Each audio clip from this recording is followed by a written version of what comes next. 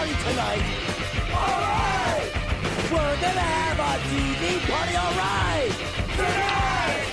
We've got nothing better to do than watch TV and have a couple of brews.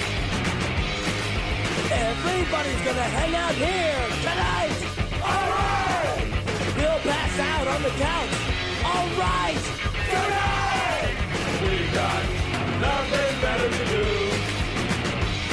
than watch TV and have a couple of brews. Don't talk about anything else. We don't want to know. We're dedicated to our favorite shows. And tonight, our favorite show, and it really is Cobra Kai, Do or Die. Cobra Kai, brought to you by the good people at YouTube Red.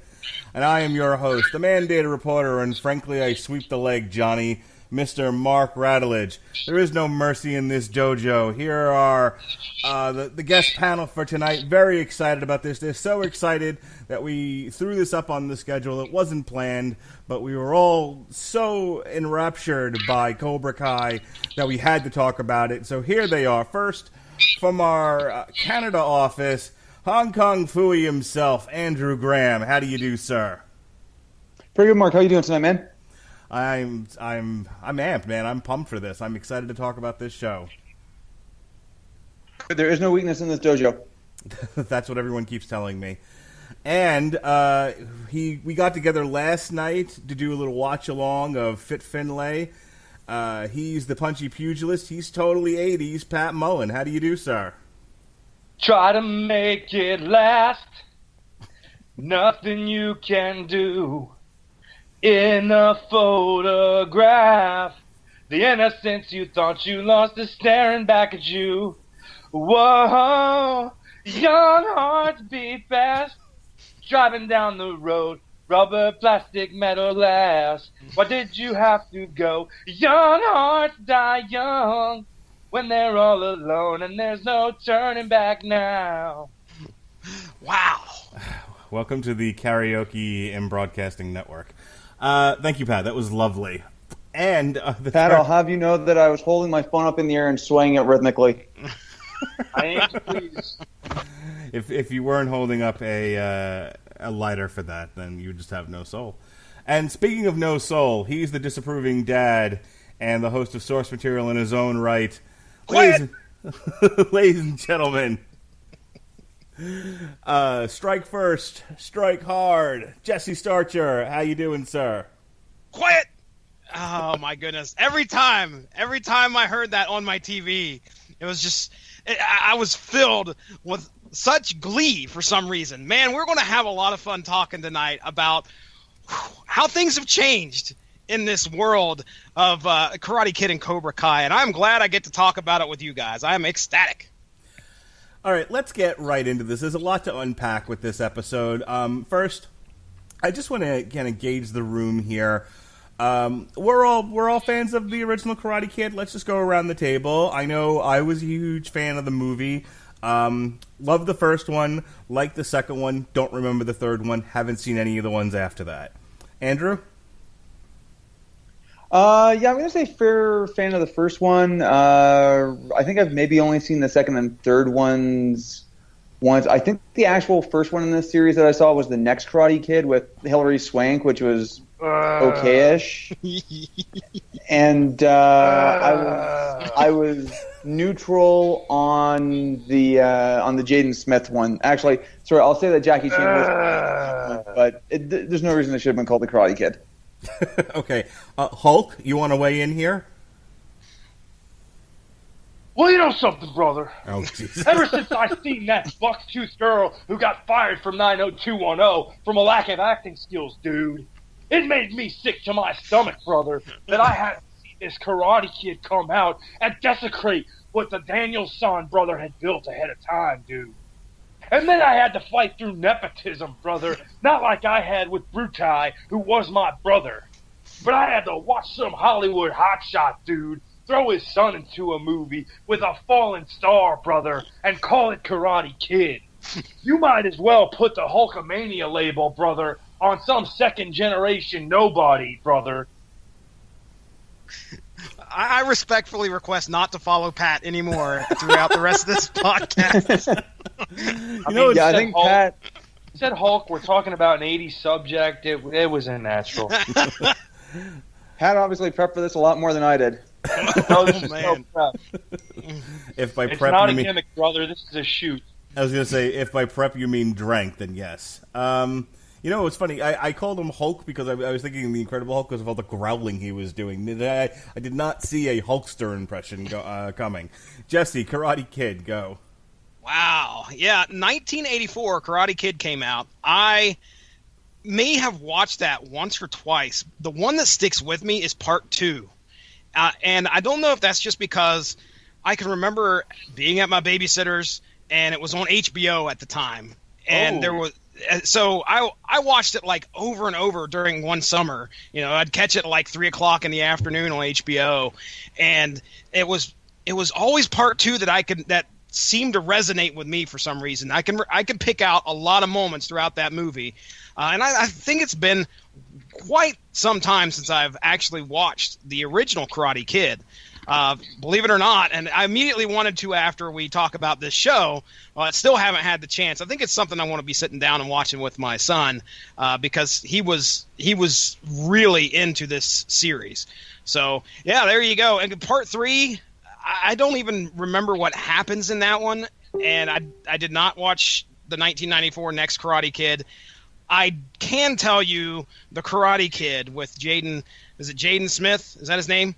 Yes. Okay. All right. Now, I did watch that, and Caleb, unfortunately, is a Justin Bieber fan. Ugh. Pains me to say.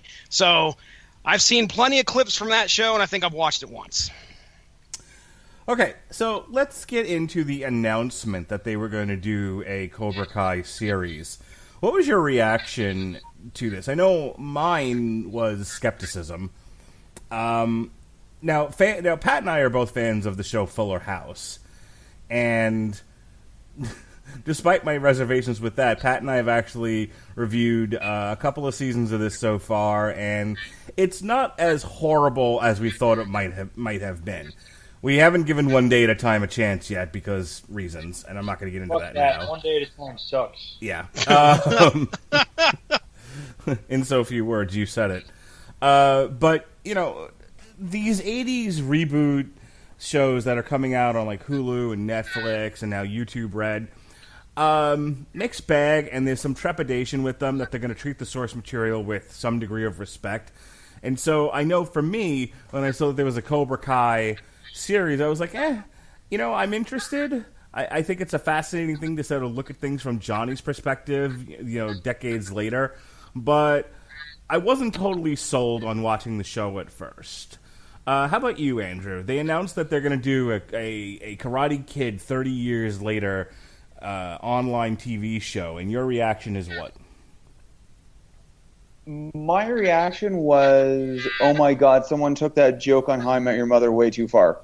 Because that's what immediately came to mind. There's an episode of How I Met Your Mother called Bro Mitzvah, where basically the character of Barney Stinson recounts how Johnny's actually the hero of the Karate Kid. This has since spawned a fairly involved bit of research into this. Like, there's a guy who has about a 15-minute thing on YouTube that I haven't watched all of because it got tedious after a while, basically outlining all the ways of it. So kind of we call it the Stinson theory of the Karate Kid. And I saw the initial promo, and it's like, wow, I don't believe they're taking it this far, and I'm a little worried this could get really stale really fast. Luckily, spoiler alert, I was pleasantly surprised. Yeah, agreed. Jesse, I'm going to let you go next, and I'll let Pat clean up, because you never know where Pat's going to go next. Now, I will tell you that I had a lot of skepticism as well, just thinking that we have two actors here.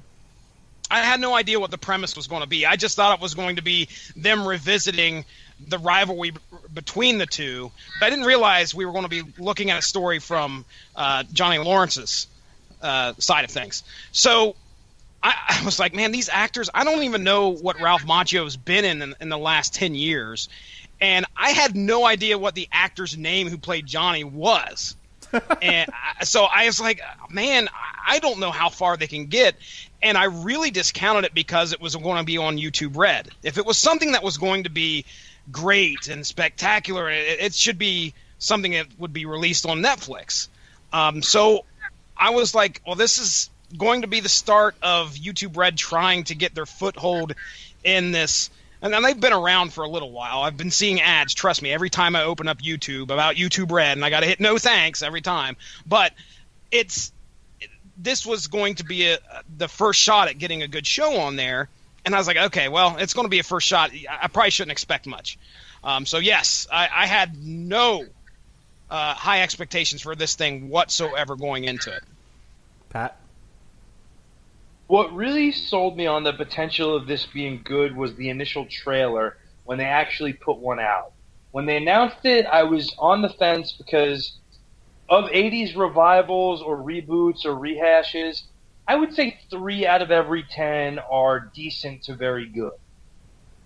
For, every Fuller House, you get a bunch of Thundercats and a bunch of One Day at a Time and bunch of horse shit. But this was actually, the trailer had me intrigued. It took the premise seriously without making it a joke version of what we had seen, and I was cautiously optimistic. I would not have been optimistic without that trailer, but that one sold me. The second one was better, and as it got closer to the actual series premiere, I was like, I think this is going to be really good. So let's get into the series. I don't want to do an episode by episode breakdown. I want to talk about characters. I want to talk about themes. Let's start with character arcs first. Let's look at our lead here, which is Johnny. I love the idea, and I'm going to give you guys a chance to kind of weigh in on my sort of conversation starters here. But I love the idea that the way not only losing to LaRusso caused him to have reservations in his life and make some bad decisions, but how he was treated by Kreese at the end of the Karate Kid, being choked and everything else, just sent him down this path where where he doesn't believe in himself and he's just sort of drifting through life. And and it's decades of that. It's 30 years of him just existing. It's inertia that carries him forward. He abandons his family. He's just doing a dead-end job. He says right in the first episode, "I live here because I don't want to have to talk to anybody." I thought it was an interesting take on the character that these events at the end of the Karate Kid would weigh so heavily on him. What did you think about that, Andrew? I think Willem Zabka, the both the character and the actor, I think just really sold this series. If that didn't work, it all fell apart. I think he portrayed the character with a lot of pathos, with a lot of sympathy, and I think with a lot of conflict as well. I think as we go on and we talk about this, like, he is a conflicted character the entire time, whether it be how he's training his students, how he reacts to situations, things like that. He's also a character, and I think this is going to be a really common theme in this series when we get talking about Danny, is that, he's also definitely a character who's somewhat trapped in his own past, whether that's positive or negative, and definitely has a little bit of a very strong connection to those high school days that for better or worse he won't let go. But I found his character was great, and I looked at his Wikipedia page, and after watching this, I'm like, why the hell hasn't this guy been acting longer? He's really good. Yeah, agreed, 100%. And you know what? Not bad in the martial arts side of things either. Karate Kid series is not The Raid. It's not Daredevil. You're not going to be watching it for great choreography, but he did some believable stuff, so I'm down with that. I think one of the things that you see through Johnny's eyes, and it's very relevant today. And Jesse, this is where I want you to weigh in, because I know this is what you've been dying to talk about. So let's just get to it. What is a bully? Because this really turns the idea. Now, if you have kids, you know that right now bullying is a hot topic, and it will not be tolerated. And and if you're mean to another kid, you will be expelled and sent to the moon. Fucking dude, I will pitch in a story right after you're done, because my son got sent home today, emergency school removal. It's so funny. Boy. Yeah. Oh no. Yeah. Well, just real quick, my son was by somebody who was getting choked. Okay, this other kid grabbed this other kid by the throat and was choking him. Now that's a bully move. That's some bully bullshit we're going on right there. I was gonna say, that's an assault is what it is. Yes, it is. And Caleb apparently pitched in and said, choke him harder. Now, yeah, I have issues. Okay, we don't have to get into all that. But then, of course, Caleb trying to save his ass, I assume, or maybe he's telling the truth. He said he thought they were playing. Now, I can tell you from the bottom of my heart, my son has never intended to hurt anybody. So I tend to lean towards the fact that, yeah, maybe he thought they were kidding. But guess what? His ass got sent home today. And it's been an interesting evening here at the Starcher household. So let's talk about bullies again, Mark. Okay. I don't know if I want to go on with this. No. Why not? No, don't worry about it, Pat. It's a fairly serious topic, and I think there's two sides to it. There's, the overemphasis on bullying, and every child is a Fabergé egg, and their self-esteem is the most precious thing in the world, and, we have to protect them from, the slings and arrows of society, which is dealt with in this show about how much that's a lot of nonsense. And, oh God, maybe the best part of this whole show. Yeah, had that moment. Right, and I want to flesh that out and talk about it and get reactions. But then the other side of it is that bullying, hazing, and all of those things really can be damaging. And so it's not as straightforward and clear as I think people want it to be, and people make it out to be.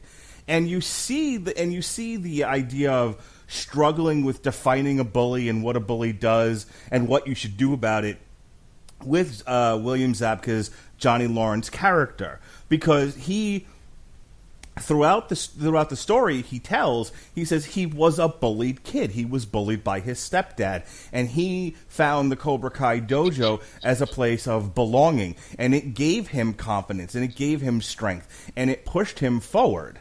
And then he, in turn, ends up now... and this is another thing I love about this, and I do want to talk about it. It turns the hero arc of the Karate Kid on its head when you hear him interpret the events of that movie, where, Danny was moving in on his girlfriend, and, then he gets beat up by an old man.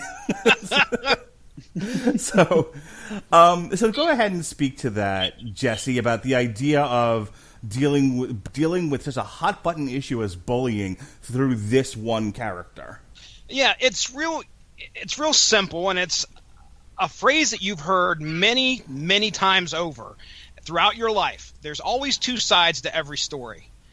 And that is what they do in this series so very well. They show you just where Johnny's coming from, what kind of a history he has.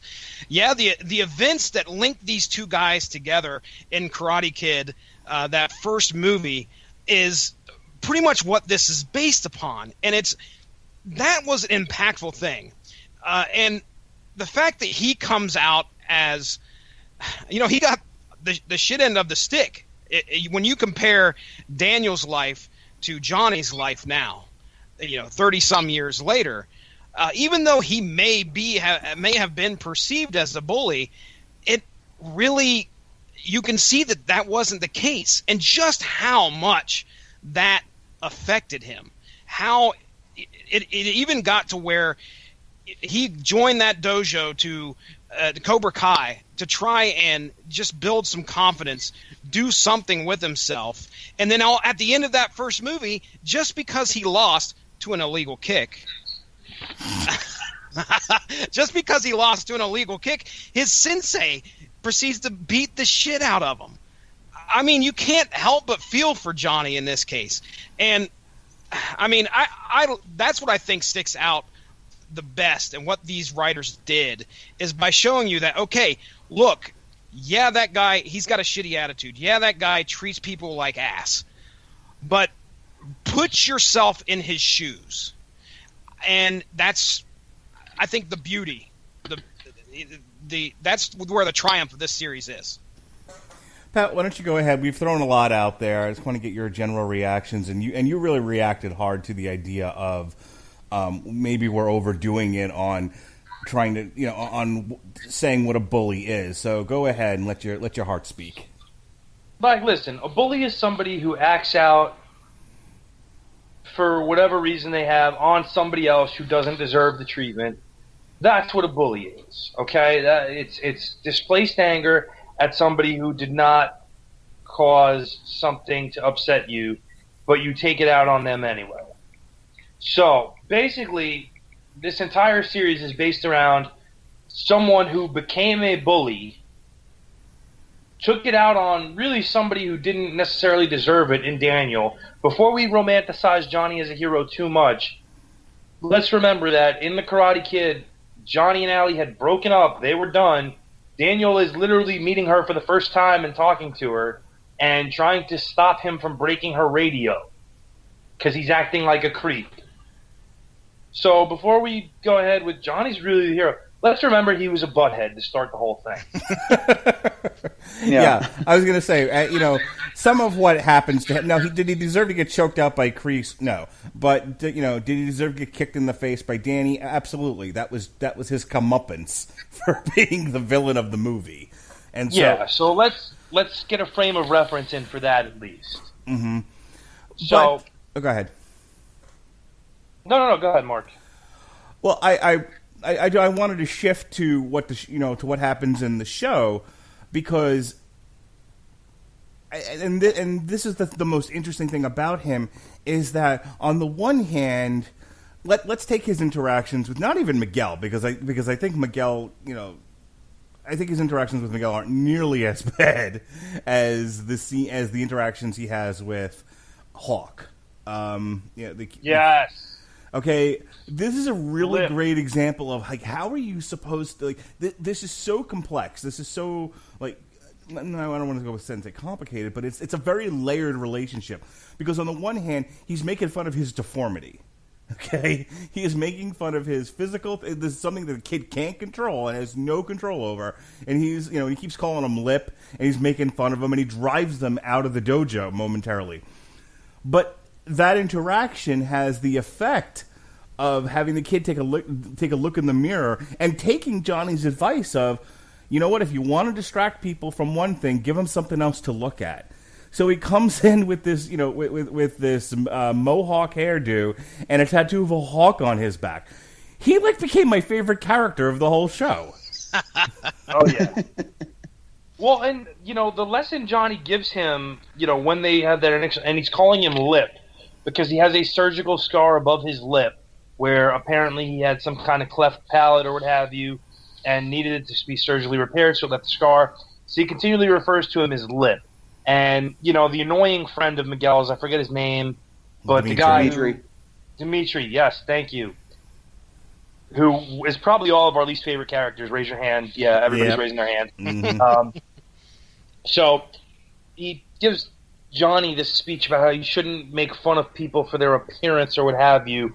And Johnny basically laughs it off and says, do you think that's how the real world works, that nobody's going to point at his lip and make fun of him for it?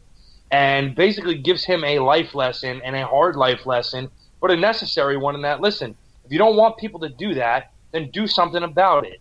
So step one was coming back with the blue mohawk. Step two was learning Cobra Kai karate and learning how to just, when somebody starts messing with you, punch them in the mouth. I think that's beautiful. Yeah, so and it takes us back to, and I want to get Andrew's thoughts on this, and then we'll move on to something else. But it really just take it back to, there are no clear bad guys and good guys in this show. everybody is layered and complicated, from Johnny to Danny to Miguel to Robbie. Even the daughter is is a bit complicated. In as far as, do you root for her or are you supposed to root against her? There are some clear assholes on the show. The blonde friend, for example, the blonde girl who gets the front wedgie. There's nothing redeemable about her. She's terrible. Kyler's terrible too. The girl who Danny's daughter likes at first. The Asian kid with the pompadour. But the main characters, the main group of characters, are very layered, and the show just keeps turning the mirrors and everything on who you're supposed to root for and who are the bad guys in this thing, and it's never really clearly laid out. What do you think about that, Andrew? Because I don't see many shows where there's no clearly delineated line between who you're supposed to root for and who you're supposed to root against. I think that's kind of one of the more genius parts of the series, because when you look at kind of martial arts culture and the way it's been interpreted in the West and things like that, it often comes off as morality tales. I mean, you could kind of argue that the first movie is a morality tale where it's, Scrappy Danny, working his way up with a good master to fight the guy who's a bully of a bad master. And you can take that frame to a lot of different things. I mean, one of my all-time favorite movies is David Mamet's Red Belt, which, if you have any love of jiu-jitsu, go give that one a watch, because there's actually some really good stuff in it. Anyway, that's where this gets really interesting, because, like I said, the martial arts movies, especially here, tend to get tagged in these morality tales because of the thoughts of honor and codes of conduct and things like that, and that varies from place to place, and we can probably get into that later. But with this one, everyone's in shades of gray. I mean, Johnny's definitely got his shades of gray. I mean, he's not my kind of sensei, but I mean, there you go. Danny is definitely holding on to grudges he doesn't need to hold on to. We see kind of Miguel, who I think through the first 3/4 of the series was really kind of the guy that I think everyone was relating to, and then he took a dark turn near the end, arguably. Even Hawk to some level. I mean, there's so many layers to everybody involved in this, and it is a really well thought out, really well written, really well acted series in terms of kind of the complexity of these characters. So let's shift our focus now over to Danny. Now, and I liked what you said there, Andrew. You said, part of what makes up his character is he's holding on to grudges. That a man at this, who's married to... Can I just take a sidestep? Was his wife not another Adrian? Am I wrong about that? Because she rubbed me the wrong way through the entire show. She was not anywhere near as bad as Adrian, who we all know is the actual villain of the entire Rocky series. Goddamn right. But she really was not as bad. The scene where Daniel and Johnny are like standing off by Daniel's pool, she is actually the real voice of reason in that regard, and kind of does the actual parenting of Daniel's kids for a lot of the moments of the show. Like when she takes away Sam's phone and stuff, I'm like, you know what? I get it. Good mom. When she tells Daniel the idea of him and Johnny fighting each other in their 50s at their pool is ridiculous, yeah, she's not wrong. Okay. As much as funniest line of the whole series to me came in that scene. I could eat. It's good stuff. You're half right, Pat. She parents one of the kids. Nobody's parenting that boy. Oh, that shithead. Oh, my God. Who wanted to punch the TV set when he ordered the second PlayStation Vita? Little shit. If there was a character we liked less than Dimitri, it might have been Anthony. Yeah, he's the worst. I liked Kyler more than him. In any case, to be fair, I think they were hinting at a bit of a turn for him even at the very end of the show, which maybe we'll see in season 2. Yeah, I think he realized how kind of badass his dad is. I put badass in quotes there, but I mean, yeah, he realizes that, hey, this Karate's awesome. Karate, yeah, karate is, and it's going to teach him some discipline. So I can't wait to see that shit happen. Well, what's been implied is that he tried karate with his daughter, and then they both fell out of it. And I'm guessing by the time the son was old enough to have done it, Daniel had stopped doing it. So I don't think he ever knew his father as a badass karate guy. I think he knew his father as the corny car salesman, and he just grew up a fat rich kid. But let's get back to Danny proper. I mentioned the thing about the wife because, yes, I don't disagree with you, Pat. The scene where she's telling them to both knock it off and come in for breakfast and talk like adults, I think was probably her high point of the series. The scene shortly after he kicks the cup out of the coffee or whatever, the boba tea out of the one car dealer's hand and all of that stuff, and she's just nagging at him. I'm like, I don't know. On an Adrian scale of 1 to 10, maybe she's 2 Adrians in that scene. Is that fair? It's fair, but at the same time, you got to realize that they're operating in a world that is not the world of Rocky. It's the world of you literally just kicked at the hand of a rival car dealer for no apparent reason. Like, instead of, shifting business tactics or doing whatever, you decided, I'm just going to go done kick him in the hand and knock his tea all over, and as a lesson to him that I can do this to his face. Yeah, that wouldn't have ended in a lawsuit or Danny being arrested or anything. No, of course not. Yeah. Anyway, so Danny is your paragon, your righteous hero. And just like as we talked about Lawrence, everything gets turned on its head to where, and a lot of this, he's kind of the villain. And it's like you can see, he's sympathetic, you can see where he's coming from. He knew Cobra Kai as this dangerous thing in the community. These people tried to break his legs, twice. Mm-hmm. More than that. Yeah, I was actually just reading the plot synopsis for Karate Kid 3. Karate Kid 3 being the best of the series, mind you.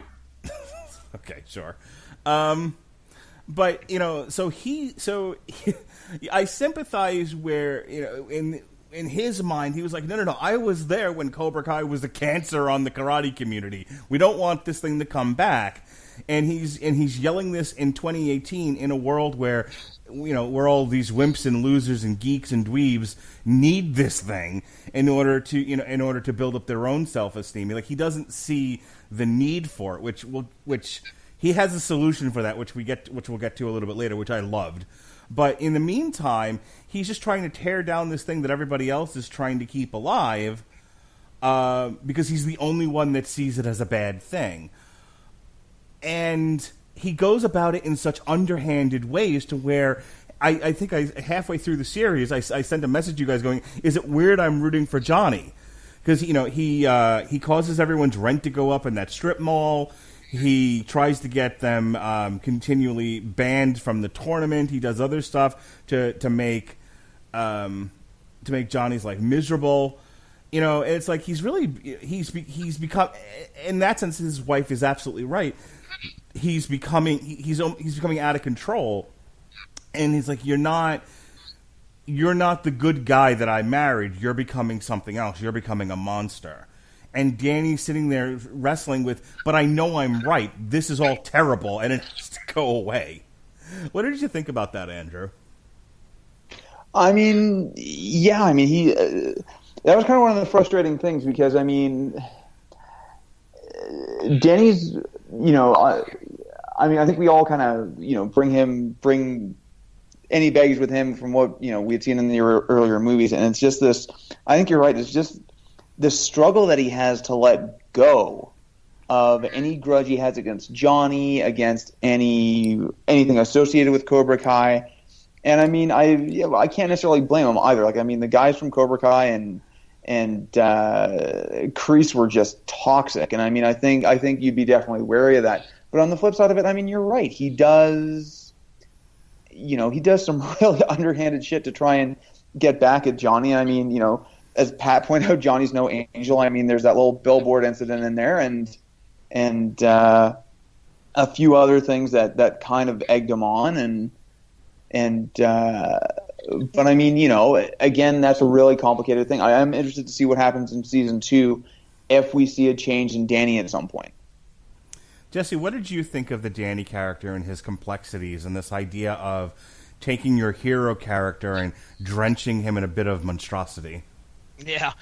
What I love about what happens in this show is, where we leave off at the end of Karate Kid, this is kind of what we would expect for our hero to reap all the good things in life, as our villain is constantly living in squalor and having a rough life because he's just a shithead, and that's the way things should be.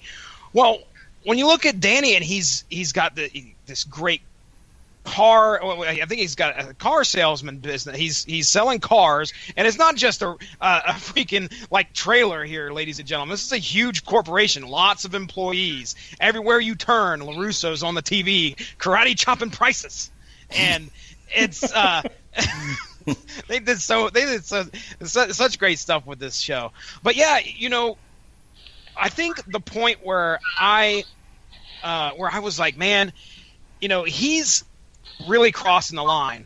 And they knew as showrunners what they were doing when Johnny's Pontiac got the shit beat out of it. I, at that point, had questions as to whether Ralph Macchio, I'm looking at the picture right here at the IMDb, as to whether Daniel had put them up to it. And, I had questions, even though most likely he didn't do it, because he's a good guy. He's got great intentions, but he can't let that thing go from back in the past. And here it has come back full force in his face to haunt him. So he's got to try and do something. But yeah, they do a great job of making you think that, okay, is this guy really that desperate to get Cobra Kai out of here, out of the community, to where he will do just about anything? And you said monstrosity, man. I'll tell you what, when the Pontiac went up in flames, he was a monster to me at that point. I was like, Daniel, how could you do this? But of course, we find out that that's not the case. Are we going to mention? I'm sure we'll get to the end of this. We haven't even talked about. Go ahead and just take if you feel, and to you guys too. Don't wait for me to prompt you. If you feel the need to take the conversation in another direction, go. No, I was just going to mention Johnny's son and how that was one of my favorite parts about this series, was the fact that they had all this unresolved tension you knew was going to just combust at some point. And I wondered how Daniel would take after he found out that he was teaching Johnny's son karate. I didn't know if he would accept him or if he would say, okay, enough of this. And at that point, when that all came to a head and he kind of disavowed what was going on, right there, that kind of solidified Daniel to me, who he was, and then all this other shit that I had thought he could possibly be into. As underhanded as it seemed, there was no way I could still think of Danny as a villain in any way. But that's it. I'm done talking. Terrific. I'm quiet. Pat, what did you think of Danny and all his complexities? They did a very good job of underscoring the perceived bad guy acts of his with rations of morality, where you could actually argue that, well, he was right in the entirety of it. To me, the biggest one is when they have the hearing, when Johnny's trying to fight to get the Cobra Kai dojo recognized again to be able to compete in the All Valley, and Daniel is his biggest enemy, and he seems irrational and crazy during the hearing, and eventually gets overruled, and they allow Cobra Kai back in. Then you see Cobra Kai's actions during the tournament, and you're like, oh, well, Daniel was right the whole time because they're acting like a bunch of douchewads. And that's the thing, you bring that up, but it's not like he told them to do any of that stuff. The only thing he instructed, as far as a cheat move or something or something bad guy-ish, something douche nozzle, as you said, was he told Miguel to start with a crane kick as sort of as a dig at Danny, which was legal. Ooh, yeah. Which I thought was great, by the way. Go ahead, Andrew. I was going to say, this is kind of one of the more interesting things I also thought was good, or something they picked up on in the original movies and they brought through, was this whole idea of relationship between students and teachers, and I think that definitely influences Johnny's relationship with Miguel and Hawk, and Danny's relationship with Robbie, right? Yeah. Yeah. And really when you come down to that, when you see a lot of where these guys take their actions from, or their motivations from, a lot of that, when they seem to take their better actions, that's when they're being motivated as teachers and not necessarily as just who are invested in their students and who are trying to bring them forward. Now, I think the thing with Cobra Kai and with Johnny, you're very much a prisoner of your own training and the environment you came up with. And, he wasn't saying, to Hawk, be a showboater, be this and that and anything directly. But, he was saying that, strike first, strike hard, no mercy. Anyone who's spent a lot of time in martial arts or in gyms or anything like that, you get the feel of what each place is like. And, the environment that you have in a certain place will give you that attitude and that behavior in your training going forward. If you've got a place that's really all business, then you'll be all business. If you've got a place where there's a lot of kind of machismo and bullshit, then you're going to get a lot of machismo and bullshit. And I think you can say that for the kind of environment that Johnny put together. And of course, he only knew what he was ever taught. So you're saying that, well, you can't lay it at his feet that he was directly telling them to be cheaters and hit behind the back and everything else. It's implied in his teachings, again, strike first, strike hard, et cetera, et cetera. That's your argument. Oh yeah, I think that's definitely it. Okay. I don't disagree with that. But I think it has to be said, because he never outright says it. I don't want to use the word hide, but he can absolutely stand behind the thing of like, hey, look, man, I taught these kids karate, same as every other dojo. I didn't teach them to cheat. And it goes back to what he said in the hearing. He was like, look, I haven't spoken to Kreese in decades. I think the man is dead, or the man's dead, or whatever. This is a new Cobra Kai. And again, at no point does he ever coach them to do any of that stuff. They took that upon themselves. But as you said, because it was implied that they should not act like sportsmen. And I think there's a question to say, did he ever do anything to necessarily stop them either? Did he ever really jump down Hawk? Did he ever jump on Miguel? And I think on some level, I think Johnny, a big part of the end of his arc was kind of realizing whether or not where his intentions came from. He created monsters, yeah. Yeah, he absolutely is standing there at the end of that series and going, "What have I done?" And then it's further hammered down when he's sitting there drinking in the back of the dojo and in walks Kreese. But yeah, that'll be for season 2. But we started talking about Danny, and I think Danny's arc, and this is where he truly rises to that hero level again. He's doing all of these dastardly things because he thinks he has to try to stop Johnny from promoting Cobra Kai, and it let's not be so dramatic. It doesn't cost him, but it definitely hurts his marriage. It hurts his relationships. It hurts him as a human being. And he sort of has to rise above that and say, there has to be another way to deal with this. It needs to be dealt with. I still believe Cobra Kai is wrong, but I have to find another way to fight this thing, and he does at the very end of the series by going back to Pat Morita's old house and saying this is going to be the home of Miyagi Dojo. I love that. You know, what's funny is, you know, we are talking about this series between, and it's this great build-up between these two guys from a movie from 30-some years ago. And I think what really hit home for me was when they were in front of that committee, and these guys, I mean, they live, breathe, and die that one moment from back in that tournament. But the committee had no fucking clue as to why they had banned Cobra Kai. They're like, what?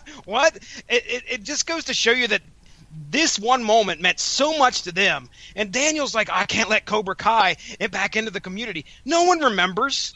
It wasn't that big of a deal. And it's so funny that they put that on screen. Like, no, what happened? Oh, yeah, they have to go back and find this dusty old binder to figure out why in the world they banned these guys for life. Can I say my favorite part of that whole sequence was them talking about the colors of the mats? Administrative details.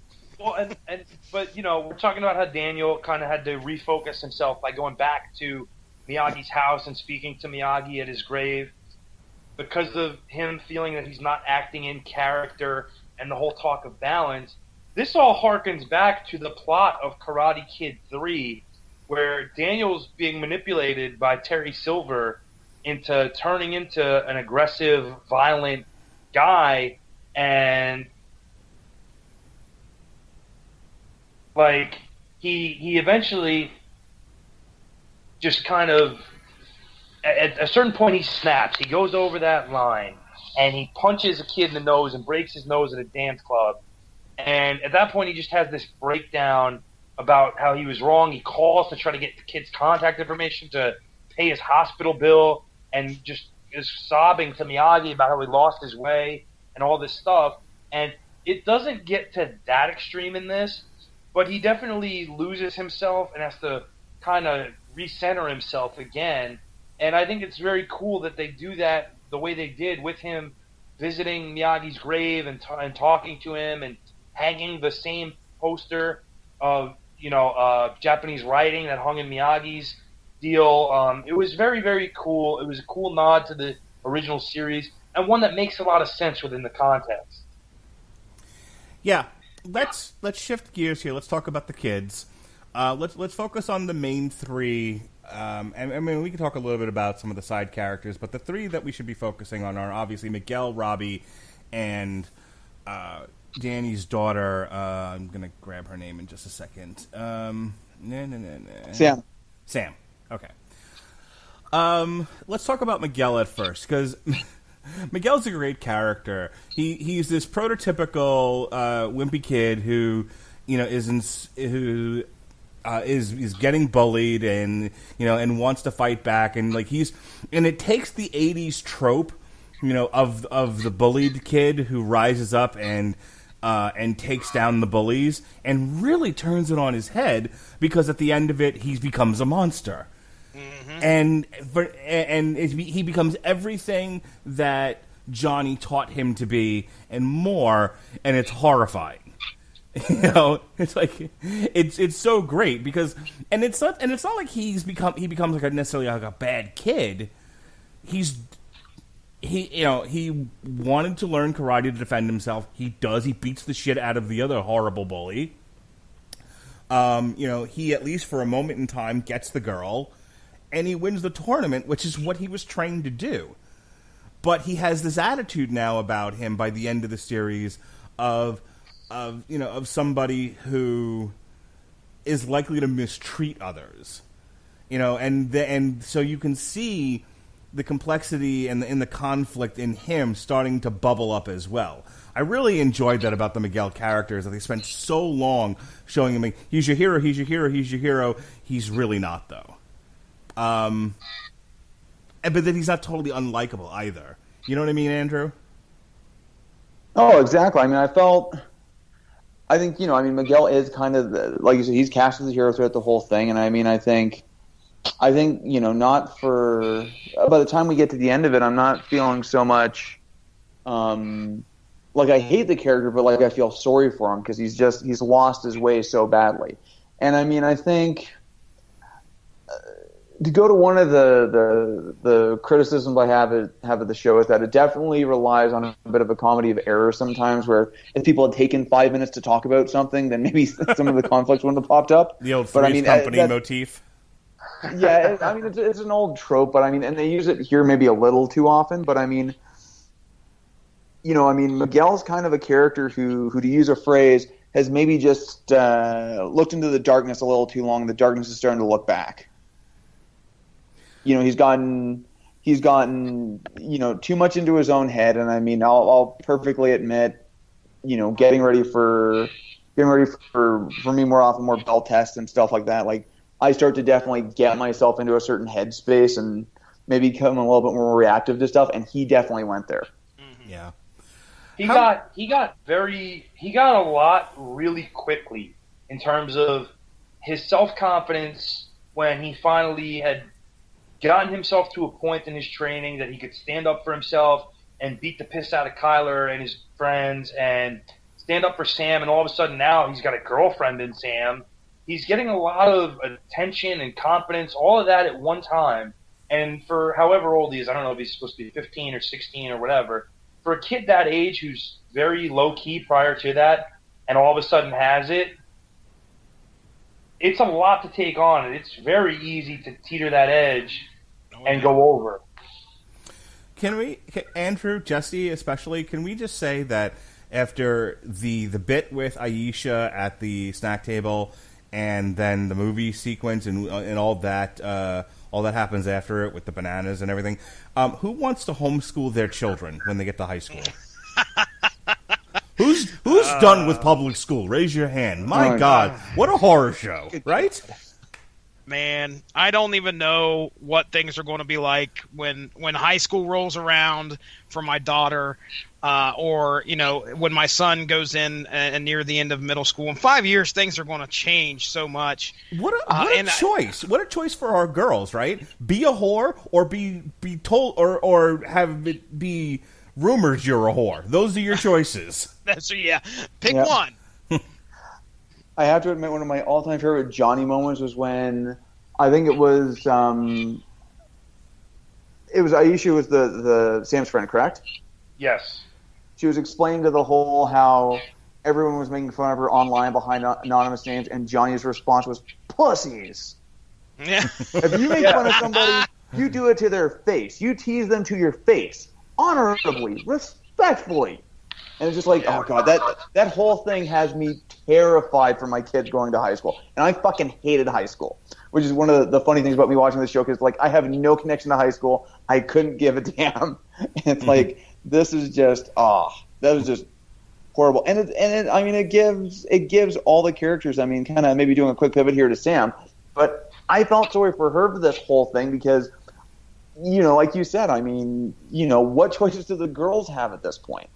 Like, she's been, from what I understand of hierarchy in high schools, like, she got into the popular group, which is good for her, but she's still trying to be a good person, even though she's surrounded by one horrible character and one hanger-oner. By the way, I did enjoy the fact that Moon falls in love with Hawk because now Hawk's a badass. That was great. That's perfect. How it works, bro. Thank you, Vince. Jesse, you were starting to say something? I was just going to say, there was a moment about where Sam, and you guys just tell me if you saw this as well as I did, right there in the lunchroom when she was confronting Kyler, and I think he was like spreading rumors about how she was giving blowjobs or whatever, and it was right before Miguel stepped up. You see her change her stance for just a quick second. I don't know if any of you guys noticed this or not, but I looked at my wife and I said she was getting ready to kick his ass. It was going to happen right there in front of us. And then Miguel popped right in. She didn't forget anything that her father taught her, and she was about to smack or kick that fucking smile off his face. I love that. That was probably my one moment of Sam that I really, really enjoyed. But going back to Miguel, just real quick, my aspect that I liked the most was his relationship with Johnny and how he was changing Johnny just like Johnny was, teaching him. They needed each other, and you could tell that. I think it was at the end of episode 1 when Johnny says, I'm going to teach you and your the skills that your pansy ass generation needs in order to make it out there. And that right there, you knew you were going to be going on an adventure with these two. I didn't realize that with Miguel, you're going to be rooting for him at the beginning, and then you're going to be like, whoa, what was I doing at the end? Yeah. Should I have been rooting for this guy? And No, that I was still rooting for him at the end. Oh, well, of course you would, Pat. Yeah, while he's humanizing Johnny is corrupting him, and by the end of it, they've almost switched places. Yeah.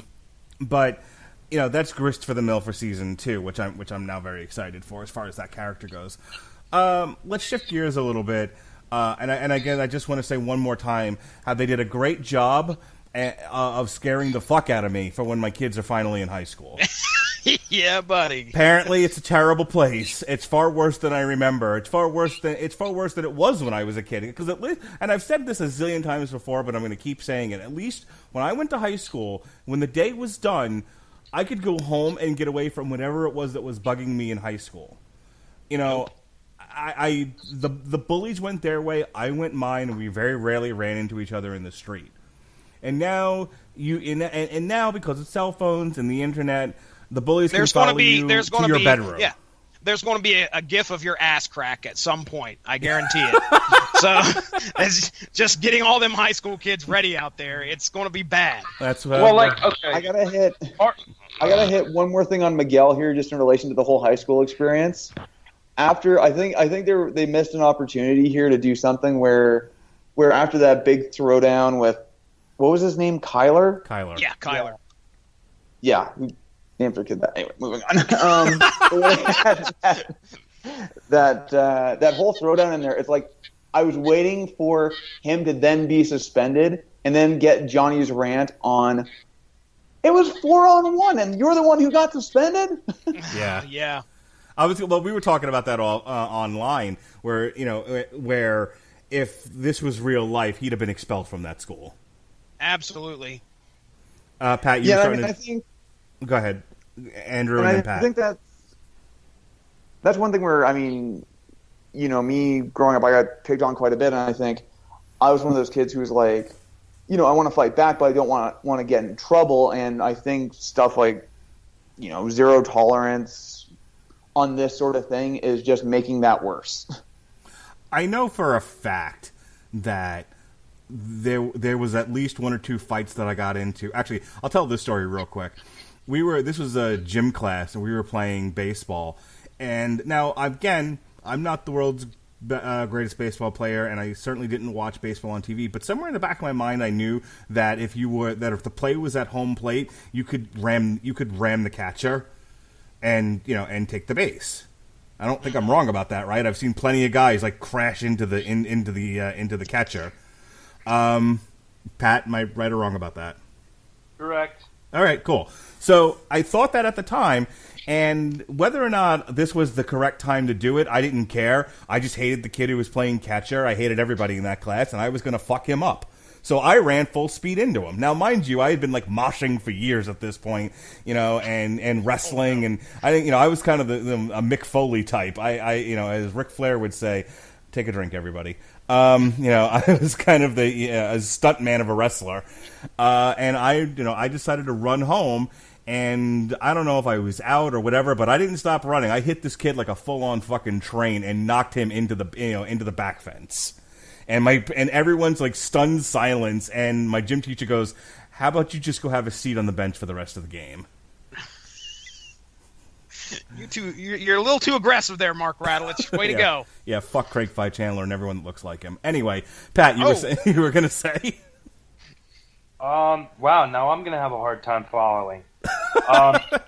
So, again, Mark, Jesse, you guys are a little bit older than me. So, when I was still in school, like the latter stages of junior high school is when kind of everybody had started to get America Online. And messaging and things of that nature. So you could put out like chain letters in your emails and stuff to like the class and whatever. And there were one or two times I saw like, you know, one kid get singled out by one kid in an email that was a mass email, and other kids kind of jumped on the bandwagon. That type of thing was not uncommon. However, as it relates to the 4-on-1 cafeteria fight, I will tell you this. When I was a young tyke in the 5th grade, I had gotten into a fight with a 6th grader, and it was a straight-up fight that he initiated, and I ended up making him look bad in front of his friends.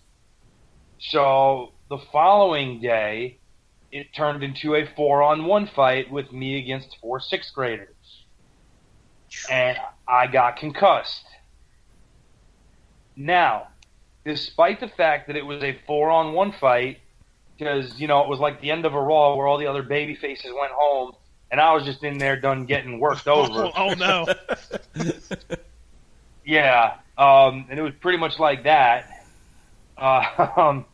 So even though I was clearly concussed, could barely walk a straight line, and had, you know, a lot of markings all over my head that would indicate where someone's sneaker had hit me or, you know, whatever, I still got questioned as to what I did wrong to initiate that. Wow.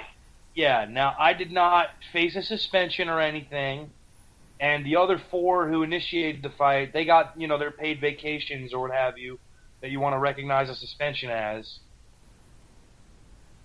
And I didn't, but had I not been marked the hell up and beaten up pretty good, I probably would have gotten suspended too myself. That's how schools work. And that happened, I mean, this is literally 20 years ago that happened. Schools the way they are today, you're looking at expulsions for everybody involved. Yep. Unless you hit a teacher. Unless you're in an elementary school, you have an IEP, and you hit a teacher. True story. Okay, well... Yep. Especially, though, for high school-aged people in a public school setting, the public schools don't want that going on. Y'all are gone. You go to the private school now where you got to pay to have money, and they have their own people who handle that internally. And I can tell you that from going to both public and Catholic high school. In Catholic high school, the tolerance policy on altercations was 0.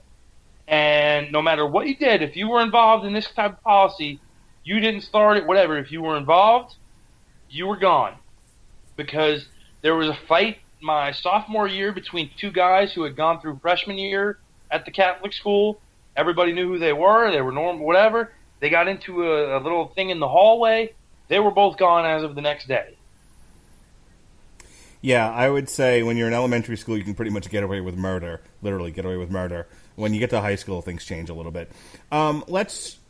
Anything else on Miguel here before we switch over to Robbie? I'm good. I think Miguel is completely understandable.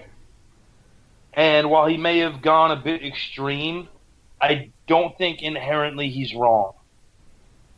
Okay. Yeah, I don't necessarily disagree with that. Let's talk about Robbie.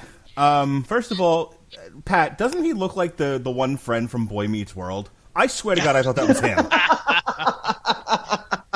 So you thought Robbie was Sean Hunter in a time machine? Yes. I'm telling you, I almost had to IMDb him, and I'm like, no, that can't possibly be him. That show was like 20 years ago. No, that's the dance captain from Fuller House. That's who that was. I knew he looked familiar. Okay. Yeah, that won't let Ramona onto the dance team. Right. Okay. I knew he looked familiar, but yeah, he definitely looked like the one kid from Boy Meets World. There is some Ryder Strong resemblance. Anywho, look, none of the characters I think are written badly, though I think his arc was a little rushed. It's probably my one. I agree. It's probably my one criticism of this. A couple of things about him that, for the kind of character they wrote him as, where he's sort of this derelict dropout. Look, I work at a jail and I meet a lot of high school dropouts. They're not as clean as him. This kid dropped out of Disney high school. Okay, he was so clean cut and his hair was so nice. Holy shit! He's a little too good looking for the way they wrote him. They needed to dirty him up a bit. But so there's that. But I think he goes from I hate you to maybe let's make amends to you've hurt my feelings to I'm going to get you back to I'm going to learn karate to I'm going to be in a tournament. Now, I granted there weren't that many episodes of this thing, and they're only 30 minutes, and he was not the most important character. But am I wrong, Andrew, in saying a bit rushed? Yeah, I would say that's pretty fair. I mean, he's definitely one of the more, kind of rote characters, and I mean, I think was it Ryder Strong, whatever that character's name was, like he was basically pulled right out of that playbook for his TV arc and stuff like that. I mean, I think his overall arc works, but you're right. It's rushed.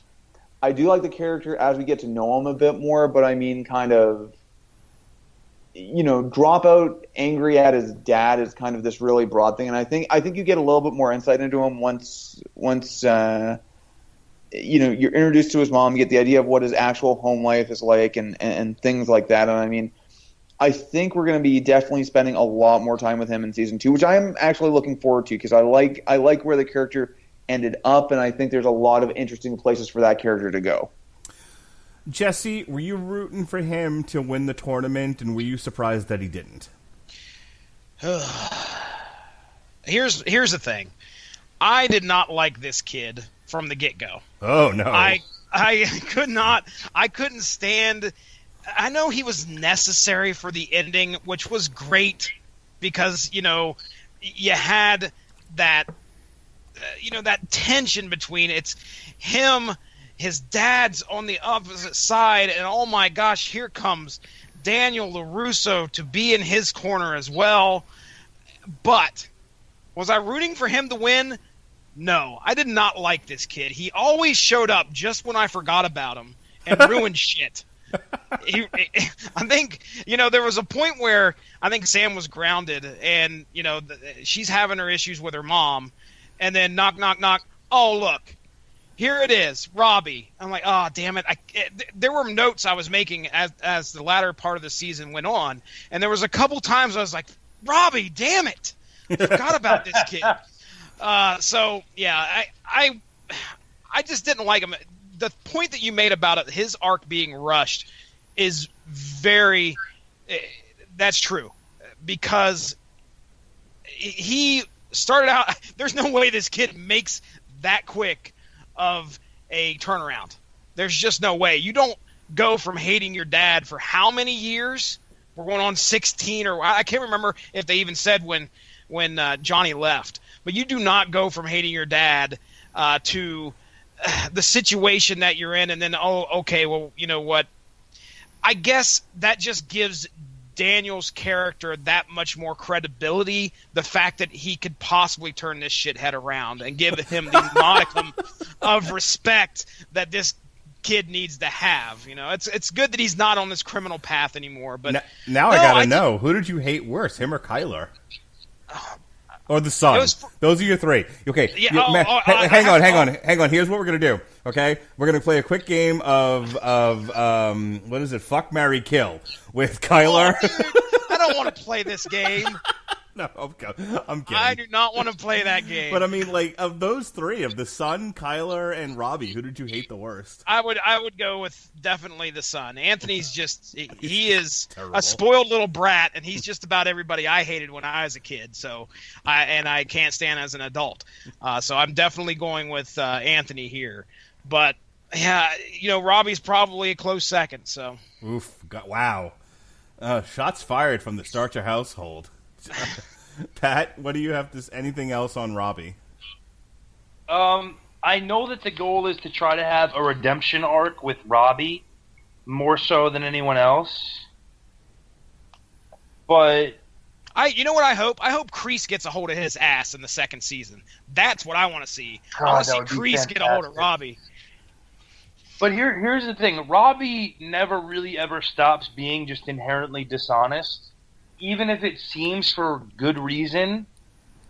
And The only part of Robbie I will justify as his anger towards his father, which I get. Like, you've never been there. This kid's like 16 or 17 years old. Now all of a sudden you want to play dad, but you're also playing dad to this other kid that he sees it with. Like, no, I'm not having anything to do with you. Screw you. I get it. That's valid. But manipulating the LaRusso family and doing everything, even when he got into a fight with his old gang, he just has no loyalty to anybody, really. Because he's not loyal to them. He's not loyal to the LaRussos for doing what he did. He has no familial bond. So screw Robbie. Like, he just keeps turning on everybody. Like Kurt Hennig. Take a drink, everyone. That does bring up an interesting question. Do you think the writers screwed up his character at all? Do you think they did not write him as strong as they could for what the purposes of having him in the series were? I'll let anyone answer that. 100%. Okay. I think they did, but I think when you look at, and Pat, you got a perfectly valid point about him not having any loyalty, but when you look at where he's been, his dad's more or less abandoned him. His mom's there, but she's, working her way down the phone book every time she goes to the bar. So he doesn't really have anyone to say, oh, what does loyalty actually look like? Yeah. I mean, the moment he says anything against his friends, they automatically threaten him. Right. Let's turn our attention to Samantha LaRusso, played by Mary Mouser. I wanted to hate this character. Because she's initially kind of portrayed as, one of the clueless friends, one of the rich bitches, but and she's with Kyler, and then she's kind of with Miguel, and she's just all over the place. And by the end of the series, I don't have strong feelings for her either way. I didn't think she was a badly written character. I thought if one could go as far as saying that both Robbie and Miguel are kind of caricatures, I think she's the most realistically drawn teenager in the show. Where, we talked about Shades of Grey with both Johnny and Daniel. I think she also comes across as Shades of Grey, where she's just trying to be a student in the school and go through life, and and look, girls like boys, girls like girls too. Let's not be let's not be haters. But I mean, they want to date, and they want to and they want to go to college, and they want to do all these things, and that's all she is. She's just trying to be an average girl and not be involved in all of this other drama, and yet it finds its way to her, and she's just trying to deal with it as best she can. As far as like a personality type, I didn't, even when she gets punished, I felt like I was gonna hate everything, like her reactions to it. And it's like, no, she reacted like a normal girl. I'm okay with this. It was weird. Like I like everything about her made me think that this was going to be a terrible character, and she's probably the least terrible of the main set. You know what I mean, Andrew? No, for sure. And I think I mentioned this earlier. And I mean, I always thought of Sam as kind of one of the characters I always felt kind of the most sorry for, because at the same time where she is, I think it's an inherently good character. I think she's also a bit on the naive side, and she learns some lessons as she goes. I mean, she finds out her group of friends are horrible. She finds out the guy she likes is an asshole, and she kind of just keeps on. She trusts people that kind of turn on her, and I mean, to the credit of her character, she doesn't necessarily turn on them either. She doesn't necessarily let that change her. What she does is try and again find her own person, not necessarily let her be defined by these other people who may or may not be in her life. She's referred to as the peacekeeper in the episode where Danny's mom shows up. And I thought that was probably the strongest part of her character, part of her personality, is that she can see the good and bad in all of these different entities, and she is trying to find a place of civility between them all.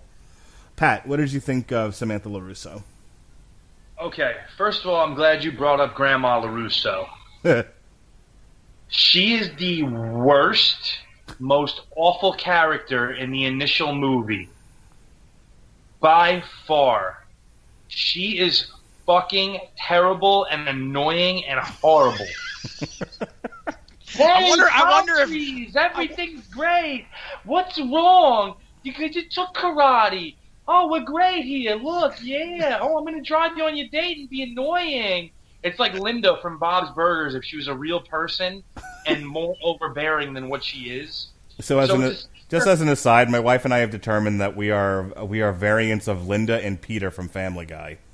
Like, she's Linda from Bob's Burgers, and I'm Peter from Family Guy. Just thought I'd share that. Go ahead, Pat. Okay, to see her depicted in such a villainized way by the current writers makes me realize I'm not the only one who hated this overbearing bitch, and I'm so glad she's being depicted as such. Terrific. That aside, Sam. Sam, to me, is one of the better written characters in the story, in that she's much more realistic than you would probably get anywhere else. She is a girl who's a young, pretty girl from a good family, has money, all this stuff, well-to-do, gets in with a popular clique for whatever reason, starts being influenced to date the guys that she thinks she's supposed to date by her friends. You know that whole deal. But because she's had a decent upbringing, at least in some level, she is regressing and fighting against that time to time, tries to stay friends with the people that they don't want her to be friends with, and is being pulled in two directions. And if that's not like a good kid in high school who also happens to be good looking, I don't know what is, because that's what happens. You get pulled in these directions by people who you think are your friends on one side and who you know are your friends on one side, and it's very conflicting. So her art as a whole is very, very well done in terms of both realism and how it's acted out. I give her a lot of credit for making me invested in that character. And there's points where they write her a little dumb, like at no point does she ever really say to Miguel, hey, I can't, see you because you're doing this whole Cobra Kai deal, and my dad has had dealings with them in the past, and unfortunately, till you give that up, I can't see you, or what have you. Instead, she kind of allows him to believe that something's going on between her and Robbie, which is not really fair to Miguel, and I think kind of underscores, again, Miguel's not really a bad guy. He's feeling what we're all feeling without knowing the context. Yeah, that's fair. Jesse. Yo. Your thoughts? All my thoughts on Sam. So, yes. Have you not been on a podcast with me before, sir? You just say my name, and I have no idea what you're talking about. No, I understand. Sam. Let's talk about Sam real quick. Sam probably... she kind of walked the line for me. Sometimes she just kind of felt like she was there, and then some other times it was like I could completely see if you were going to write somebody as Daniel LaRusso's daughter, I had no problem believing that was who she was. She seemed to have a great set of values. And yeah, I see a lot of her. A lot of what she portrays is what I see my own 13-year-old daughter kind of going through. The whole clique situation, all that stuff. I would say that she probably gets one of my top moments in this whole series when Johnny finds out that she is Daniel's daughter. Yeah. Oh man, that was so great. She was the one. She kind of haunts Johnny throughout this whole series. Yeah. And when he sees her in the back of that car and then puts two and two together when he's at LaRusso Motors and she's standing there giving her dad a hug, oh man, I was like, this is going. I think that probably sealed the deal as to me going, okay, this series has got some potential. Because, and then when he finally finds out Miguel is dating her, he goes, "You're dating a LaRusso?" Oh man, that was great. I can't escape these fucking people. Even though I may not have really enjoyed her much as a character, although I think she probably has a lot more depth, and we'll see that in season 2. she had some pretty great moments throughout this, or part of some of the great moments throughout this series. Okay, we're going to start shifting into ending the discussion, but there's a couple of things I want to hit real quick and get people's opinions on. Specifically, just whatever I'm going to kick it to you guys. Whatever your favorite sequence or scene is in this series. I mean, 30 minutes episodes. I think there was only 8 or what was it, 8 or 10 of them. It was 10. 10 30-minute episodes. So these are pretty short. But I know there's one standout moment from me that I really liked and I thought really summed up the series well, in what it was trying to get across. That there ain't no good guys, there ain't no bad guys, there's just you and me and, et cetera, et cetera. So let's go around the table. Favorite sequences or scenes. Mine was the bit in the bar with Danny and Johnny. And they're sharing stories and they're connecting. And, of course, it'll all be undone moments later. But they have that moment in the bar, and it gets summed up with my favorite line in the whole series, which is, "What's Facebook?" Yes. Oh, Johnny is so great in that aspect that they said he's a analog man in a digital world. Yeah. I love that, man. Oh, so good. Absolutely. And I love the discussion of Allie, where it's like, what do you mean, you haven't friend requested her? Well, no, I'm not going to friend request her. She, I'm married. I'm happily married. And then, but she hasn't friend requested me either. Hey, it's like we all, I would be stunned, and if we're not in that situation, then more power to you. Where if you haven't just looked up your old high school flame on Facebook to find out what they're doing. So mine, of course, is Married with Child. Dude, the one not that got for nothing. away. I don't friend request the girls I work with. Okay, I they request me. I won't. I don't friend request anybody outside of having something to do with this podcast or whatever for that reason, because I don't want to come across as creepy stalker guy. Yeah, exactly. I just want to real quick. I know we're going to go around the horn here in a second, but Pat, what'd you think of the soundtrack? Well balanced. I love the inclusion of songs like "Nothing But a Good Time," even beyond the Daniel and Johnny sing along to REO Speedwagon was awesome. But it's well balanced of updating it with modern stuff and going back to the '80s classics that Johnny and Daniel are the ones who are going to listen to. It was really not overly pitched one way or another, and I think that was really skillful that they did that way. Andrew, you got an opinion on the soundtrack? I'm not that big of a fan of 80s music or 80s metal in general, so I'm going to say it worked for the series. All right. How about you, Mark? Loved it, especially opening up with this slum, who's running around town as a handyman, just making his way in the world today. He takes everything you got, right, Pat? And it's set to Nothing But a Good Time. It's perfect. Oh man! All right, sorry, I derailed it for a second. Go ahead. Who you shooting it to? Somebody jump up and tell me what your favorite scene or sequence was. I will go. I think my favorite of all of the whole series, and it never made me want to watch the next episode more than anything else, was when Johnny had decided to go over to LaRusso's house and put an end to this bullshit. And I was like, oh my gosh, we've got to watch this next episode. I didn't care if we had some kind of appointment coming up.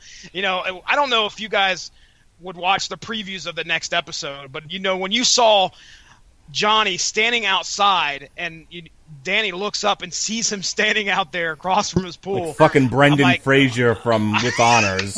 Oh, dude! I was jazzed. I mean, this series had me so excited from episode to episode. But I would say that moment right there, and me getting ready and all excited as to what was going to happen next, really cemented this as one of the top series of this year. Okay, my favorite sequence happens very early. It's the initial Johnny beats up Kyler and his goons outside of the mini mart, because it establishes that, like he throws the scissor kick and he immediately like pulls his groin. Yeah. And he's like, That would be me. and it reinforced a lot of his initial character in that he's not a good guy. He really doesn't interfere at any point until they mess with his car. He doesn't care that they're dumping the Pepto on Miguel. It's just annoying that they're loud while he's just trying to eat his garbage pizza in peace. And then they get him on the car, and then he's pissed off. By the way, And then haven't we all been there before where we go into a gas station and the guy grabs your food, he's like, "You're going to wear a glove or something?" And he just stares at you. I was like, oh boy, well, I sympathize. Yeah. So, yeah, like, he's doing, we get that scene, and he just opens up a can of whoop ass on all these young punks. He takes a lick here or there because he's older, he's slower, he's not training, he's, not stretching or anything. But he gets the job done, and it's like, wow, his karate's still valid.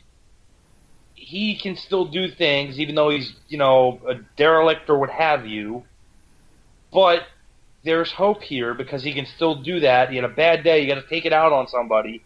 I want to see where this goes, and I like how it was portrayed.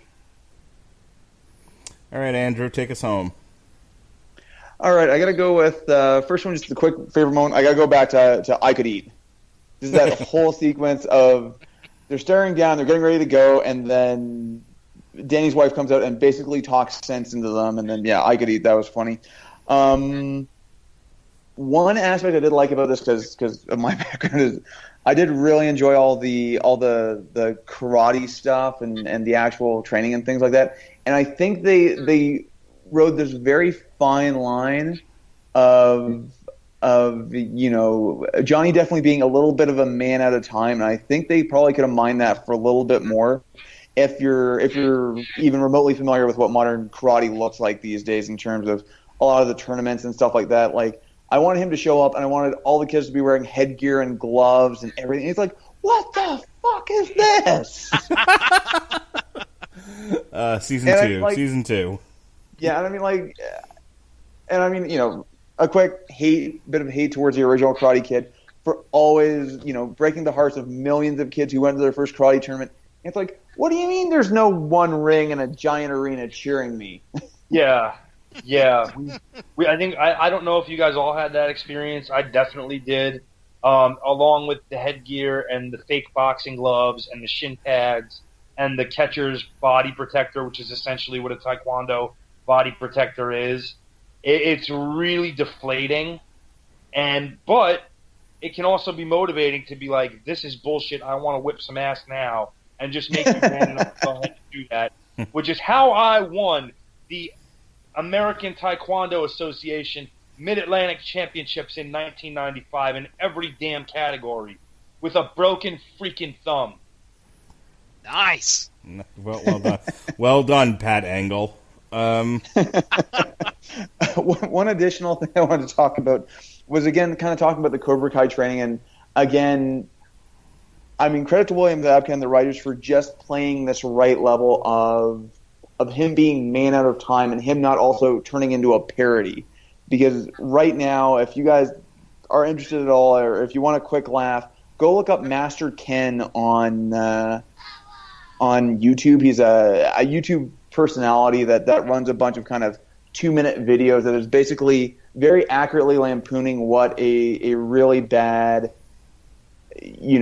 hard as nails, no bullshit sensei is like.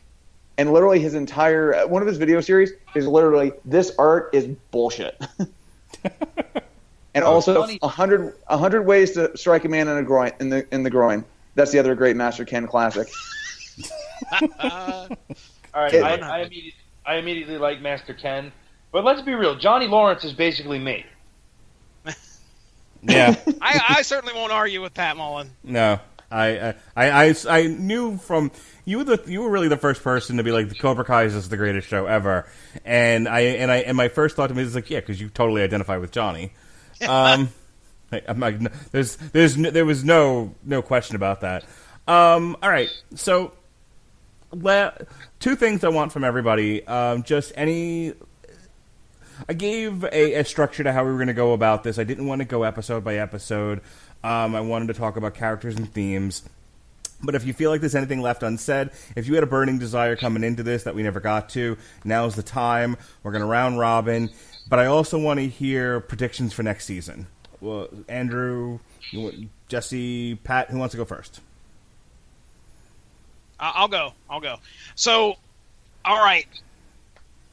I want to say that there were a lot of elements to this series that really made me a fan. After, first off, let's just talk about YouTube Red being smart enough. YouTube Red, I'll pronounce that a little bit better. YouTube Red being smart enough to release the first 2 episodes for completely free on their service, and then to get you to sign up for that extra bit of 8 episodes. And the first 2 episodes were fantastic.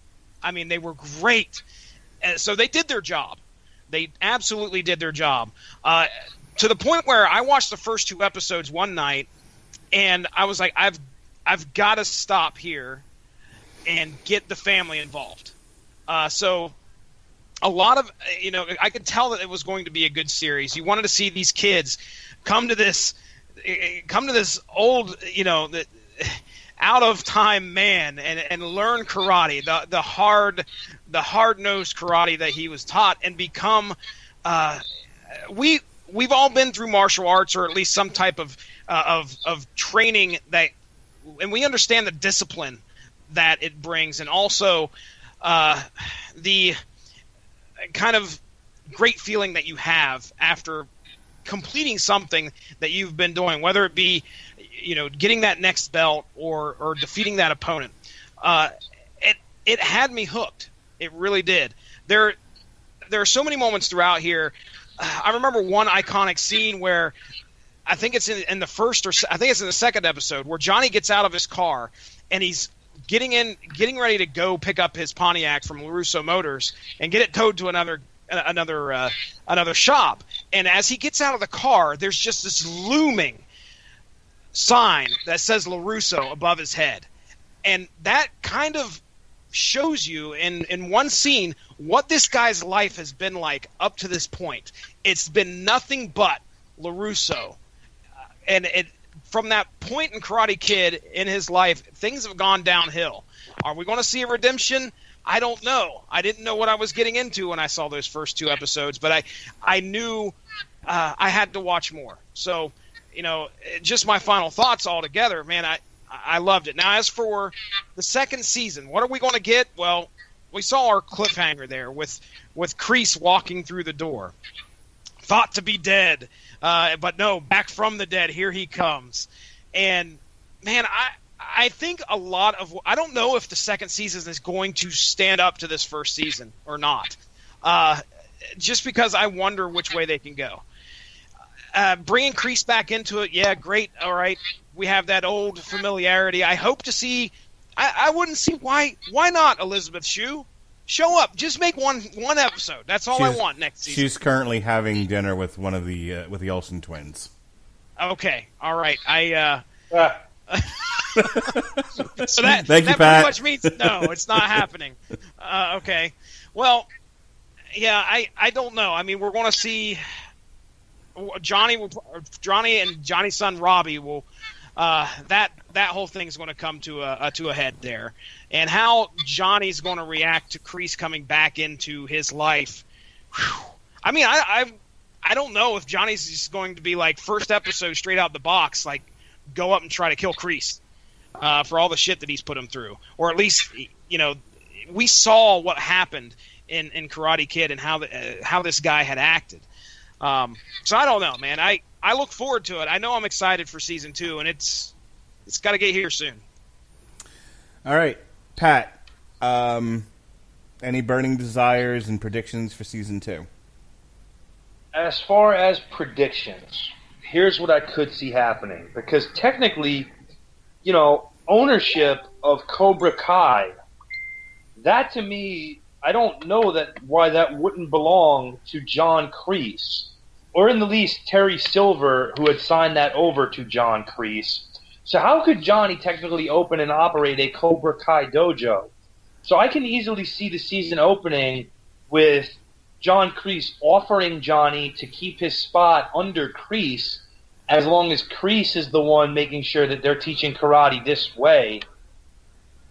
And Johnny kind of having, obviously, a moral dilemma with it because this guy tried to kill him for coming in second place in a karate tournament in 1984.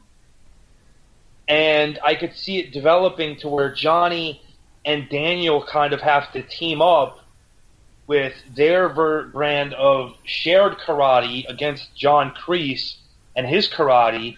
I could easily see Robbie once again turning on somebody and joining up with John Kreese's karate because Daniel's karate wasn't enough to make him a winner, and he didn't even stand with him until the last fight, and he still wants nothing to do with his dad, so he's going to go with John Kreese to be a winner and find purpose. Miguel, I could see defecting to John Kreese's karate, and if he doesn't immediately, Hawk is definitely going there. And we have this bout where Sam is going to have to be the one to step up and take the honor of Miyagi-Do karate going forward into the next tournament.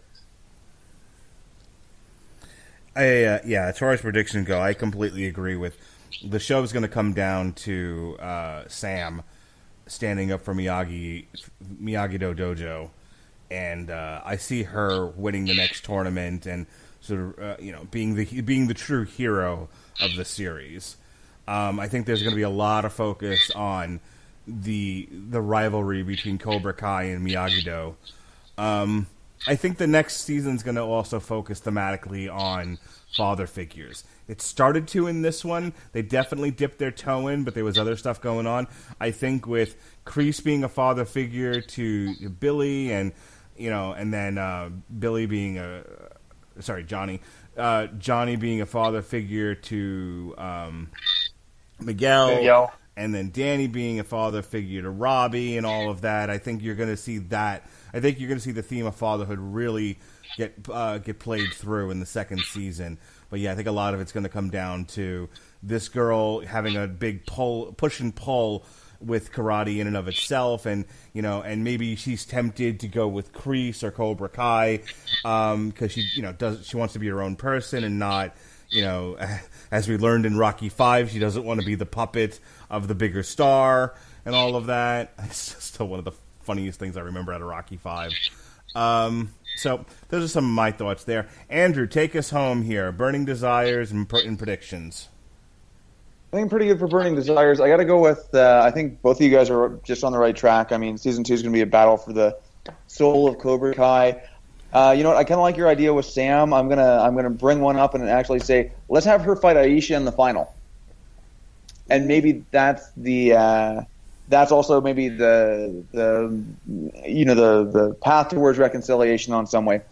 Further to that, I'm just gonna be a shit disturber and say, hey, why don't we just have Hilary Swank show up and box up both Johnny and Danny? No. Yeah, let's get Jaden Smith in there, Hilary Swank. Let's get the Asian guy to kick the shit out of him in the second Karate Kid. Let's have a reunion. And we're going to bring back anybody. We bring back Terry Silver. All right. I am also going to bring up as much hate as Will Smith has gotten for the remake. He was actually an executive producer on this, so we'll call this at least a step towards redemption. Yeah, they couldn't do it without him. He had to give his permission. That's how he got that credit. Oh, boy. Hey, how about Bert? Is it Bert? The Glasses Kid? Has anybody talked about Glasses Kid maybe winning a competition or something? No. All right. Good call, Jess. All right. I think that brings us to the end here. Now, who's up for a commentary over the original Karate Kid, huh? Anyone up for that? Oh, man, yes. I would love to. Andrew? I could probably roll with that. I'm just not sure when. Yeah, that's fine. I would also be very up for a Karate Kid Part 3 version of that. I played around with the idea of contacting Sean and actually doing like a long road to ruin for the original Karate Kid trilogy, but yeah, but then that has to involve Sean. So all right then, moving on. So yeah, I think a commentary for both Karate Kid 1 and 3 is we can try to order those up and get those on the schedule when everyone's free. That's fine. All right. In the meantime, let's get to plugs. Andrew, what are we plugging these days? Where are we working out? I'm currently training at Esteem Martial Arts and Havoc JKD in Calgary. That is under the amazing, always inspiring Jay Cooper and Sifu Jay Cooper and Sarah Jade Folk. That's part of the JKD Jeet Kune Do Athletic Association under Harinder Singh Sabharwal. You can go to look them up. You can find both those organizations on Facebook if you're looking for any local affiliates or anything like that. Andrew, always a pleasure. You and I have a show to do later in the year on Veterans Day. And eventually we got to do The Crown Season 2 before Season 3 comes out. Yes, we do. We've got some stuff to do. I still have to convince you to do at least the first season of Frontier. Where I can fit it into the schedule, I have no fucking clue.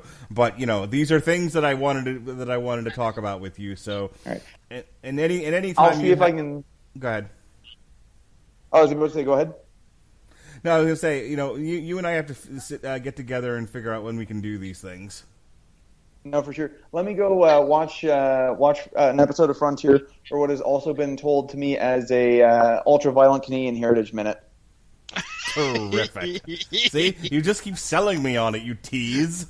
And then I haven't watched it yet. This is what a friend of mine at work told me. So I'm that description has me at least intrigued. And if you haven't watched any Canadian Heritage Minutes, I will be posting them on Sean Comer's Facebook page at some point or another. Nice. Well done. All right. Andrew Graham, always a pleasure. Tell your wife I said hello. She, of course, will have to come back when we do The Crown as well. By the way, you all should friend my wife on Facebook, and I'll tell you why. My wife has been watching The Crown, Reign, Downton Abbey. If it's got Brits in it, she's watching it. That's what I'm talking about. You know what I mean, Andrew? You guys could all, she got up early in the morning to watch the royal. Did you watch the wedding, by the way? Did you get up too?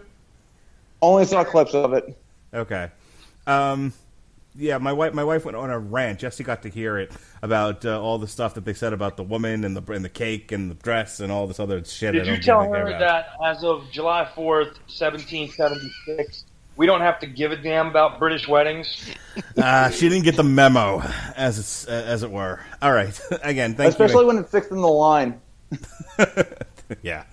Thanks again, Andrew. Pat Mullen, do your thing, pal. So, you can normally hear me on Sunday nights on the 411 Ground and Pound radio show tomorrow. Not tomorrow, on Sundays at 8 p.m. Eastern Time with Robert Winfrey. It's a blast. I try to make the best of bad situations when it comes to MMA cards. That's basically what being an MMA follower is these days, unfortunately. Listen, Pat, nobody gives a shit. What everyone wants to know is when are the casual heroes coming back? So that's literally 100% at this point on Chris and Gavin. Chris has allegedly finished the studio, and we should be fine. But and allegedly we have contacts and shows set up and sponsors. Everything should be fine.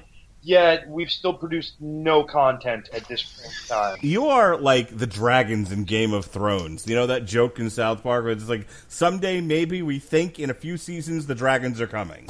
That's what I think about when I think about the casual heroes now. Someday maybe we think there's going to be a show. That's basically where we're at, yes. All right. Anything else about... I cut you off rudely. Anything else you want to say about your appearances on the 411 Ground and Pound radio show? I was going to plug our little TV party watch-along that we just did, but now I'm not going to. Oh, I've hurt your feelings. Just a little. Sweep the leg, Johnny. All right. Yes, Pat and I absolutely did a...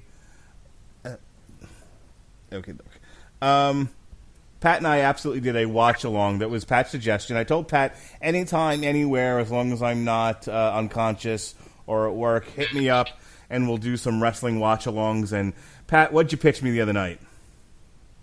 A very, very young David Fit Finley versus an unfortunate fella named the Black Prince. Unfortunate. I can only imagine what happens. If you watch along, you'll find out why we call him an unfortunate fella. Oh, boy. You gonna find the video and put it up on YouTube there, Jesse, with our commentary? You damn straight. Straight. You guys hook me up with a link, and I'll put that shit together. Just copy and paste the title out of the thing, and you'll find it. All right. All right. I'm gonna do my plugs, and then I'm gonna let Jesse do the go home plugs. All right. So this week we've been focusing on the X-Men and Deadpool in particular. We did we reviewed on source material Deadpool versus X-Force. Robert Winfrey and I had a civil discussion, believe it or not, on Deadpool 2 for Damn Hollywood. Myself and you bastard. Myself and Jesse reviewed the new Five Finger Death Punch, and I'm pretty sure we made no fans on that show. None. Negative one fan. Negative 10 dislikes. We're pretty sure Ivan Moody's going to figure out where we live here in Lanford, Ohio, and beat the shit out of both of us. Exactly. Did you say Lanford, Ohio? I did. It's a joke. Same reaction I had last night. Just roll with it. Yeah. Thank you, Roseanne. Yep. You're welcome. It's just an ongoing gag. Anywho, and then Pat's aforementioned watch along we did this show tonight, and tomorrow we actually had a little show in the can. We're finally going to release it because it goes along with the X-Men. We did a source material extra. It's a watch along as myself, Robert Winfrey, Ronnie Adams, and Jesse Starcher did a commentary for the X-Men 4-player video game that was in the arcades. You bastards called me for that one. It was an impromptu thing, sorry. We'll get you on the next one, promise. It was one of those things where we finished the Simpsons one, and Mark's like, "Oh, we got this other one here." Yeah. All right, let's go. That was Winfrey pushing that. And Jesse, you're absolutely right. The end where we won't let you do plugs is the funniest part of that entire thing. Motherfuckers. Kind of like this. Yeah, kind of. Well, don't be mean. All right, so that's it. That's everything that's fit to print here on the Religion Broadcasting Network. Next week, it's all Star Wars all the time. We might have a little... I'm going to talk to Jesse. We might do a little something extra. I had an idea on the way home today for a video game watch-along that goes along with Star Wars, so maybe we'll throw up a little extra content. We've got the Han Solo comic book. We've got the Solo Damn You Hollywood review. And then on Wednesday, to go along with all of that, we're going to review the new Galactic Empire 2. And then like I said, there might be a little bit of extra content for you right here on the Rattleton Broadcasting Network. Jesse Starcher, do your thing and take us home. Quiet! Ladies and gentlemen, go give the Rattleton Broadcasting Network Facebook page a like to stay up on top of all the great content that we have to offer. We do all sorts of stuff, as you just heard: wrestling, arcade game commentaries. We talk about comic books. We talk about MMA. So there's something on the network that you're most likely going to take a shine to. Check it out. The Facebook page is a great place to start, but we're at home on Stitcher Radio. So if you can find Stitcher, you're most likely going to be able to type in RADULICH right up there in the search box and find everything for the Rattleton Broadcasting Network. And hopefully there's something out there that you can listen and enjoy. So I just want to thank these wonderful gentlemen for bringing me on this podcast. I'm ready to get out of here. Mark Rattlich, sign us off, man. All right, folks. For Hong Kong Phooey in our Canadian office, Mr. Andrew Graham. For the totally 80s, Pat Mullen, the punchy pugilist, and for the disapproving dad and the host of source material in his own right, Mr. Jesse Starcher, I'm your mandated reporter, and frankly, I'm mortified, Mr. Mark Rattledge. This has been TV Party Tonight. Be well, be safe, and behave.